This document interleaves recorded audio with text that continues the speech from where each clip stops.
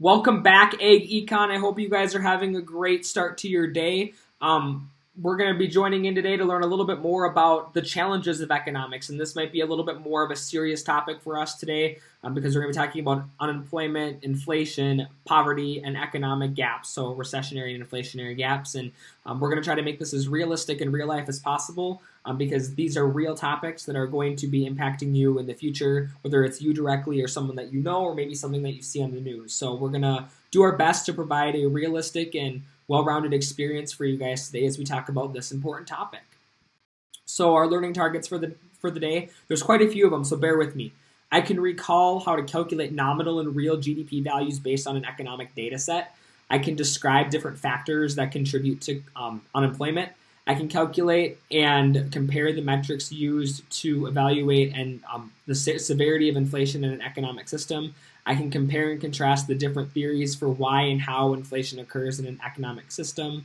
I can describe the effects of inflation in my own words. I can explain key factors that contribute to poverty. I can describe the role of income distribution in an economic system. I can identify actions the U.S. government is taking to alleviate or reduce poverty. I can utilize economic data to determine the equilibrium output value. I can utilize economic data to create and interpret an income expenditure 45-degree line diagram. I can illustrate the effects of price level changes on an economy's real GDP equilibrium. And finally, I can compare and contrast the causes and effects of a recessionary and inflationary gap. Whew! Lots of stuff to cover today. I promise it'll go pretty quick though. So let's get to it. So I want you guys to review what we had just talked about in the previous lesson about real versus nominal GDP. Again, they are not the same thing. So on the following slide, I want you to calculate the nominal and real GDPs for the data provided. Assume 2018 is your base year in your calculations. Don't worry about calculating the real GDP for that first 2018 year, but calculate it for 2019 and 2020. Okay. So go ahead. Here's the data. I want you to try it on your own, and then I will reveal the answers for us in a moment. All right, so hopefully this is giving you enough opportunity for you to work through this problem. Let's see how you did. So the first thing I do is I do my total. So I calculate quantity times price for all of these goods. So I can get the total baseline price for each year, for each item. So 55 times 60, 125 times 25, 75 times 75, 75 times 75, so on and so forth. And that gives us the total.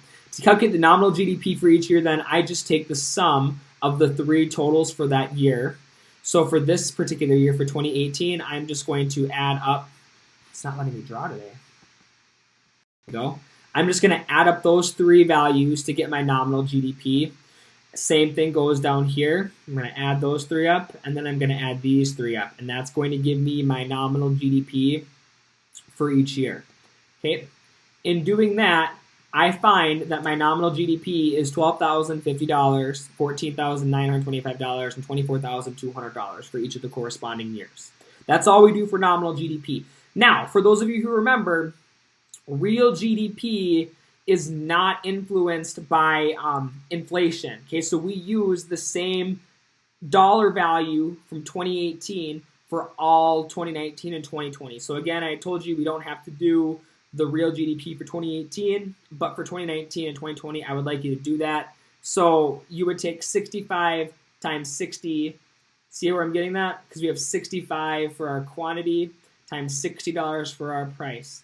140 times 25, because it's 140 quantity shirts, $25, because that was our price, baseline price of 2018. And then our pants, we have a quantity of 100 in 2019 at a price of $75 in 2018. So we use all of the prices for 2018, for 2019, and 2020. Okay. So this gives us these values. So 3,900, 3,500, 7,500, 4,200, 3,750, excuse me, and 8,250. So for our real GDP then, we're just going to add all three of these together just like we did for our nominal. That's going to give us $14,900 for our real GDP in 2019 and $16,200 in 2020. Now, this shows you the importance of real GDP, because if we were just to calculate simply the nominal GDP and say, yeah, we're producing $24,200 of economic output, right? No, we're not, because we need to account for our base year. There is a big discrepancy or difference between real GDP and nominal GDP in 2020. Not so much in 2019, but 2020, we have an $8,000 difference. So we want to take into account how much we are producing at the baseline price, so inflation does not get in the way of complicating what we are and are not producing as an economy. Okay, so real GDP is supreme in this case. Okay, now that we've reviewed our GDP, let's kind of turn to unemployment. And this is where we start to get into the more dense discussion. So there's really no way for me to make this fun or interactive or exciting, because it's a pretty real and severe topic, and it might affect some of us personally as well. There are several key types of unemployment and different factors that contribute to those. So the first type is frictional unemployment. And this occurs simply when people change their jobs or get laid off from a current job, take time to find the right job after they finish schooling. So after you finish college, if you don't know what you want to do, maybe you take 6 or 7 months to go explore and find an option that would be best for you, or taking time off of work for a variety of other reasons. Okay, kind of vague, but frictional unemployment are just those types of career changes or moves. Okay, structural employment then occurs more so when your skills do not align the jobs that are available. Okay, so if I am an older individual, or I am an individual who does not understand some complex forms of technology, and all the jobs out there involve me using big computers or computer programs or technologies, my skills may not match those job opportunities. Therefore, that is a form of structural unemployment. Okay. Seasonal unemployment. I have a friend who has seasonal unemployment. He does not work for the winter months because he is out doing landscaping and maintenance work over the summer months. So seasonal unemployment, is when you are unemployed for a part of the year simply because your industry or your job does not allow you to really work that much or complete your duties in those specific months. But in the summer, he makes bank because he is landscaping left and right and all these different homes and businesses. So he has enough money to cover for the whole year, but he is technically unemployed seasonally during the winter months. Okay? Cyclical unemployment then is unemployment that we're probably a little bit more familiar with. It is due to the economic cycles. See cycle. Unemployment that rises during economic downturns and falls when the economy improves. So when we have an economic recession, that means that we are going to have a increase in unemployment rates, right? Because that's cyclical unemployment. But when the economy is on the up and up, businesses are going to be more willing and able to hire individuals to complete tasks in a work environment. So we will have an increase in the amount of people working and a decrease in the amount of unemployment. Okay, so those are the 4 types of unemployment. Hopefully you kind of understand those and jotted those down in your notes. But altogether, the unemployment rate is the percentage of the nation's labor force that is unemployed. Now, a healthy economy will generally have 4 to 6% unemployed. That's considered to be normal. We'll talk about that a little bit later in this presentation, but the unemployment rate is, in addition to GDP, an important indicator of the economy's health. The Bureau of Labor Statistics polls a sample of the population to determine how many people are employed and unemployed each year, and only a national average. This does not reflect regional economic trends. So this polls people from across the country, not necessarily based off what industry they work in or what part of the U.S. they're from. It's just a random sample, okay? If we were in the statistics class, we'd be going a lot more in depth for what that means, but we're not going to do that. Okay, full employment is the level of employment reached when there is no cyclical unemployment. So again, an unemployment rate of 4 to 6% is considered to be normal, but full employment is when people who want to be employed are employed, okay, for the most part. Underemployment occurs when there are people who are working for a job for which they are overqualified, or if they are working part-time when they truly desire to be a full-time worker. Those are underemployment cases. Discouraged workers then are people who are really desperate and want a job, but have unfortunately given up looking for one because they've been turned down offers, or they just feel like there isn't any hope. And there are a lot of resources available for people who are identifying themselves as a discouraged worker to help them get the training and resources to find and obtain a job that matches their skills and qualities. And it might not be a job that they get the next day, but it could be something that pops up in the future. So there are resources and people willing to help find jobs for people who identify as discouraged workers. Okay, so now we've talked about employment and unemployment. Now we're going to move into another key issue in our economy, and that is inflation. So inflation, as we see in this little diagram, is when something gets bigger and bigger and bigger, okay? Inflation is a general increase in prices. So the price that we pay for a candy bar in 1997 might be different than the price that we pay for a candy bar in 2020. And that could be due to a lot of factors. Maybe the candy bars are getting bigger, or maybe it's becoming more challenging to produce a candy bar. There's more steps to be involved.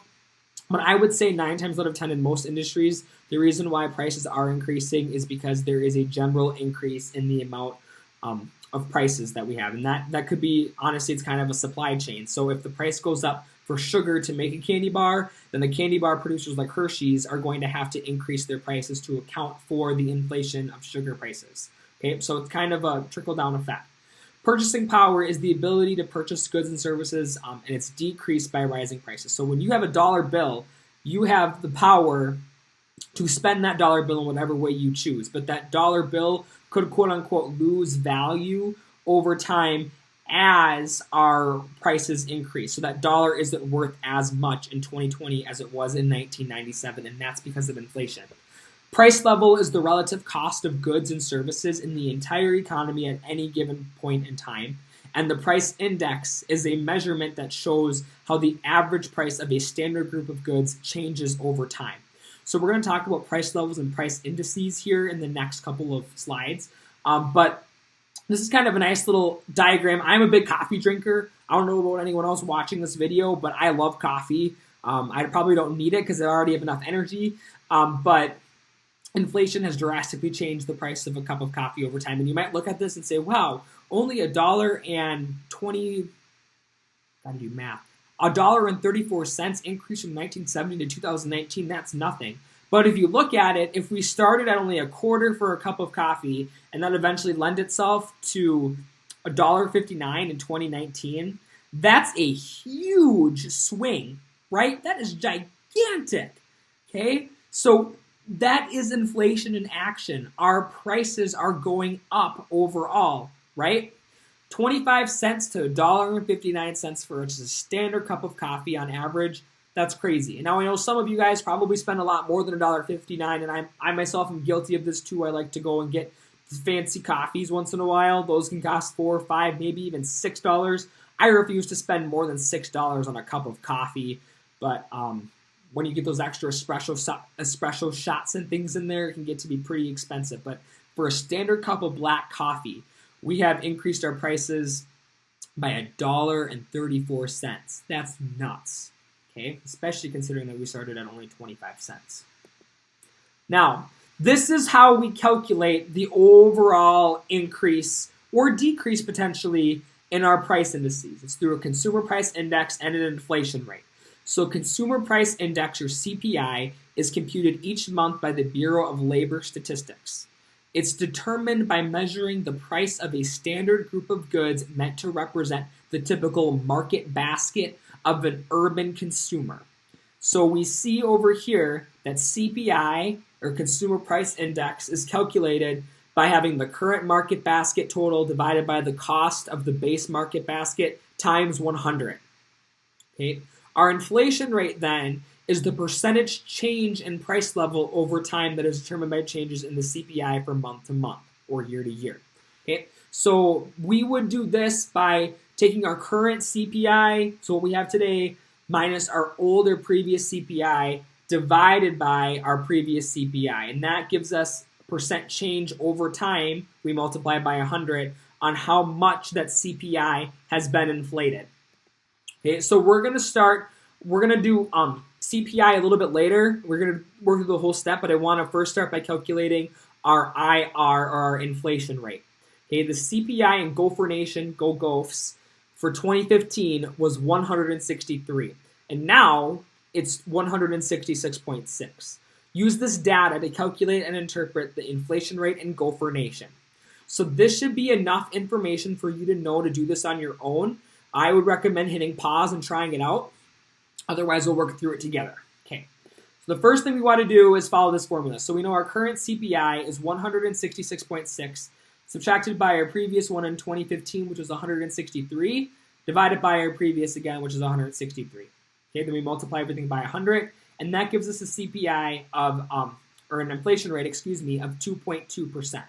Okay, hopefully that kind of makes sense. This essentially means that our prices have increased on average by 2.2% since 2015. That's all that number means. Okay, so now that we know how to calculate inflation rate, let's put one more step onto it and have you calculate CPI, and then use those CPI data points to calculate your inflation rate. Okay, so for this exercise, I want you to calculate the inflation rate for the baseball market basket in Twins territory. Okay, so your steps to success. Step 1, you're going to determine the base and current market baskets total.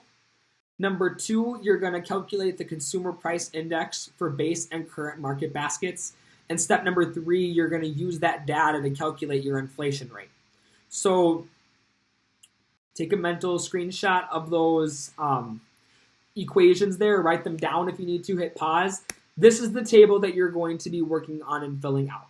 So what you're going to do here, just to review, and I'm going to turn you loose, you're going to add your market basket for 2015 and put it right here. That's your basket total. And you're going to add your market basket in the current for 2020 and put that in your basket total right here. You're then going to use that information to calculate your CPI for 2015 and 2020, and then your inflation rate. Don't be fooled by your CPI for 2015, because remember, your base year and your current year in that example are going to be the same. Okay? So go ahead, try it out. Let's see how you do after you work through it. Okay, so hit pause and report back in a minute. All right, so hopefully that gave you enough time to work through this problem. Let's see how you did. So the first step is calculating our market basket total for 2015 and 2020. So our base year and our current year. Our base year, I came up with $330.50, and our current basket, I came up with $352. So now that we know that information, we can calculate the CPI for 2015. All that's going to happen there, like I said, you're going to take your $330.50 divided by your $330.50 times it by 100. Okay, that's because our base year in 2015 is also the current year in that time frame. Okay, so our base year and current year are the same thing for 2015. That gives us an inflation CPI of 100. Okay, 2020 then, we're going to do a little bit more math. Okay, so what we're going to do here is we're going to take $352 divided by 330.5 times 100, and that's going to give us 106.5. That is our CPI for 2020. Okay, so to calculate our inflation rate, then we're going to plug and chug everything into the equation. So 106.5 minus 100, so our current minus our base divided by our base is going to give us 6.5%. Okay, so this means that our baseball market basket has increased in Twins territory by 6.5% from 2015 to 2020. Okay, it's a lot of math going on there. So if you don't understand it, don't worry. We're going to have a lot more practice for you guys to have. Otherwise, like I've said in previous videos, feel free to go back and re-watch and maybe mix up the numbers for more practice if you want, and check your answers with a friend or classmate. But you got through it. That's, I believe, the last of the math for me for today. So give yourself a pat on the back. Good work. Calculating that market basket. All right. So now we're going to turn to more of the theories of things. Okay, so theories of inflation. There are 3 key theories or reasons why economists think inflation happens. This is the quantity theory, the cost push theory, and the demand pull theory. Okay, the quantity theory says too much money in the the economy leads to inflation. a lot of people, when they think inflation, think quantity theory. They think that because the government is printing so much money, that's what's leading to inflation. And that is one theory of inflation. So this means that inflation can be tamed by increasing the money supply at the same rate the economy is growing. Okay. The second theory is cost push theory. Cost push theory says inflation occurs when producers raise prices to meet increased costs. This can lead to a wage price spiral. This means that rising wages cause higher prices and higher prices cause higher wages. Okay? And the last one is the demand pull theory. And this theory says that inflation occurs when demand for goods and services exceeds existing supplies. Okay, so some economists describe this as too many dollars chasing too few goods. So this is kind of a prime example of scarcity in action. Okay. Now, the effects of inflation. There are several key factors of inflation and why inflation occurs. High inflation is a major issue that many economists and macroeconomists specifically are working to solve day in and day out. But three key effects of inflation are purchasing power, interest rates, and income. We'll get started with purchasing power. So purchasing power is in an inflationary economy, an inflationary economy. A dollar loses its value and it will not buy the same amount of goods that it did in years past. Okay, purchasing power is decreased in inflation. So that's basically what that is saying. So as we talked about, that dollar that we had when Mr. Ramsden was born in 1997 is different than how much that dollar is worth today in 2020. Okay, because over time we lose the value of that dollar, right? And that can be traced back to those three theories that we just described. Economists, again, are trying to work to figure out the true effects and reasons why that inflation occurs. But all three of those theories could hypothetically play a role in why that dollar is worth less in 2020. Interest rates is the second effect. Interest rates, when a bank's interest rate matches the inflation rate, savers break even. And when a bank's interest rate is lower than the inflation rate, savers lose money. So it's most ideal for you to go to the bank in one of these cases, when the bank's interest rate matches the inflation rate. And all that data is public information that's computed. So that is a very big and important effect of inflation, is knowing interest rates and how that affects you as a consumer. And the third is income. Okay. If wage increases match the inflation rate, real economy or real income stays the same. And if income is fixed or stays the same, even if our prices go up, then inflation can be very harmful. So we have to consider purchasing power, interest rates, and income, all three of these, when we are deciding different economic policies. And we'll talk about that moving forward. But if we decide to edit or alter either the prices of goods or the wages of workers, we need to make sure that both of these are happening hopefully at the same time. I know it's a lot easier said than done, but that's going to mitigate or reduce the harmful effects of inflation. Okay, so the third topic that we're going to be talking about today is poverty. Okay, so poverty is, again, a very dense and important subject to discuss, especially in an agriculture economics class. We're going to get started by talking about the poverty threshold. So poverty threshold is an income level below which income is insufficient to support a family or household. And that could be one individual, it could be a group of people, it could be a family as mentioned in the definition. And poverty rate is the percentage of the people in a particular group who live in households below the official poverty line. This data is collected by the Census Bureau. So every year, every X number of years, a census occurs in the United States where you fill in key information. 2020 is a census year, so I actually filled out my census card and sent it in electronically to them a few weeks ago, giving them key information about how I'm supporting myself, since I'm obviously living by myself at the moment, how I am supporting my household and myself, and making sure that I have the income to support myself, and they kind of figure out the rest and come up with the statistics after the census is recorded.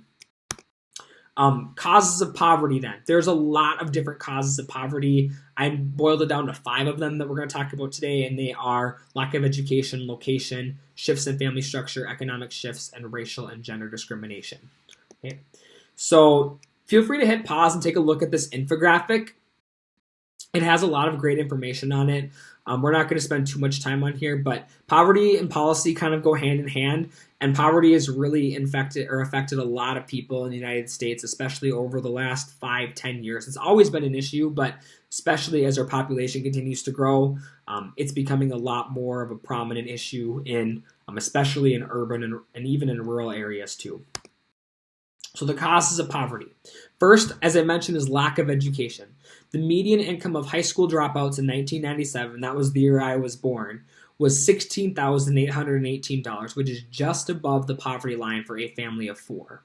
Okay. Location. On average, people who live in the inner city earn less than people living outside the inner city. So if you live, this is basically saying like in the middle of a metropolitan area, in the middle of a city, then you generally will be earning less money and therefore have a higher risk of being in poverty. Third, shifts in family structure. Increased divorce rates result in more single-parent families and more children living in poverty conditions.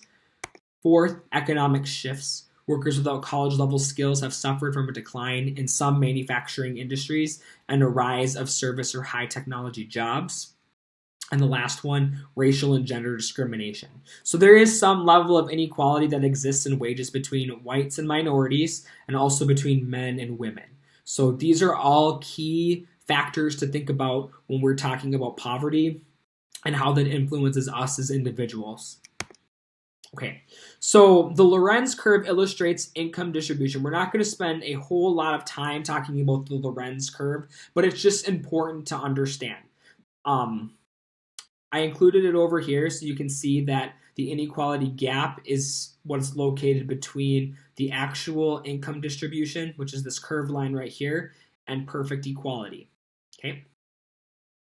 So the income gap is the difference in skills, effort, and inheritances that are key factors in understanding the income gap. Okay.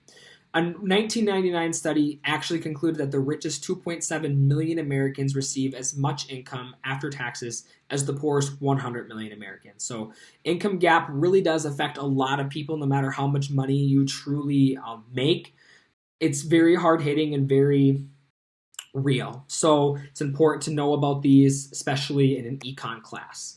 So there are a lot of ways that the government is working to combat issues with poverty, and 2 of these are through employment assistance and welfare reform.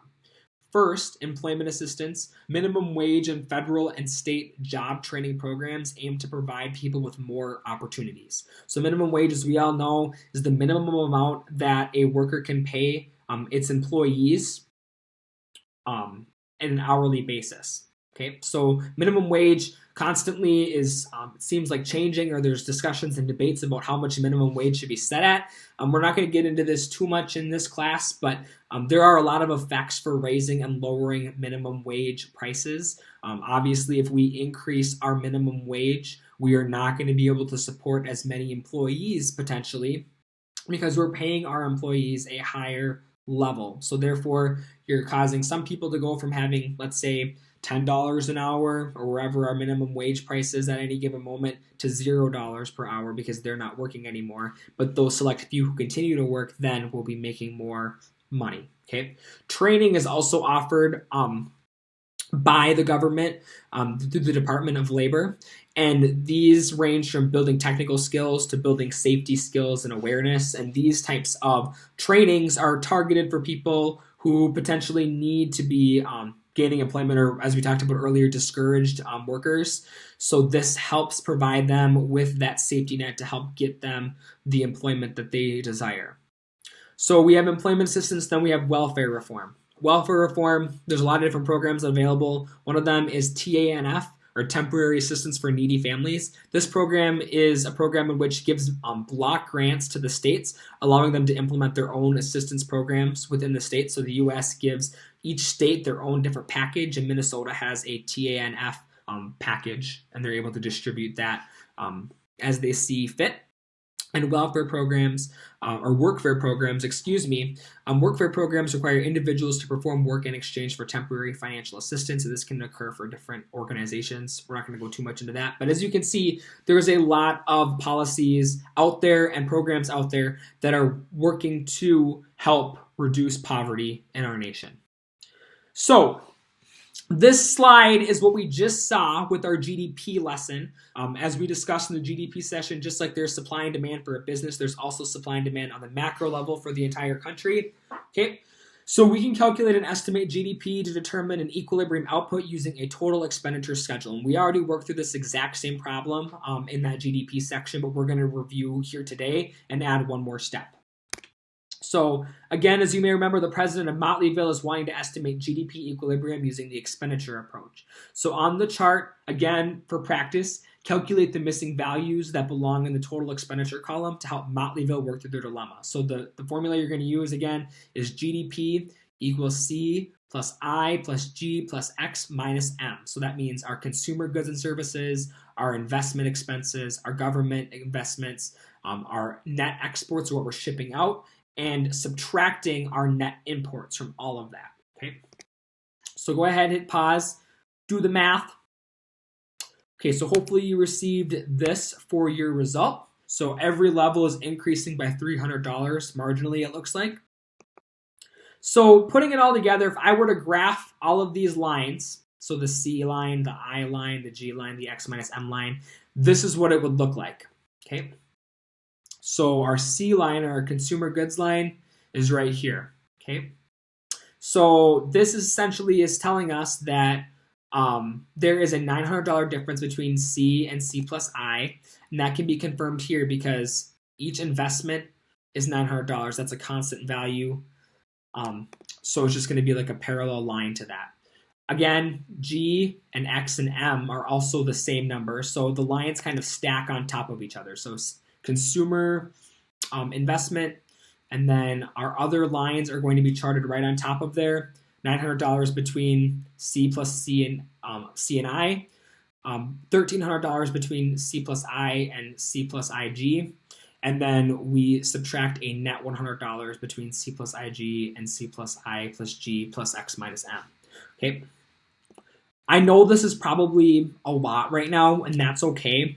I basically just want you to see that all of these factors come together to produce or determine what our total expenditure is going to be as a nation. So this line right here, C plus I plus G plus X minus M, or IM as they abbreviate, this is the total line that we're going to look at for our total expenditure, okay?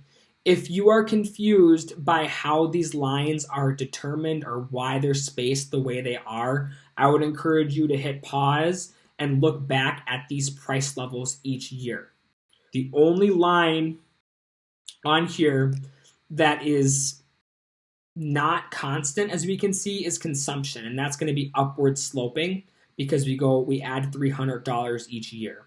The rest of these, $900 investment is going to be the same at $4,800 for our output as it will be for $7,200 for our output.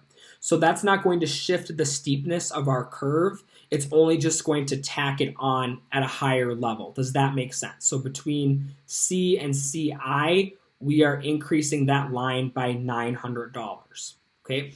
So the main thing here, like I said, just know that the total line that we care the most about is C plus I plus G plus X minus IM, or M, okay?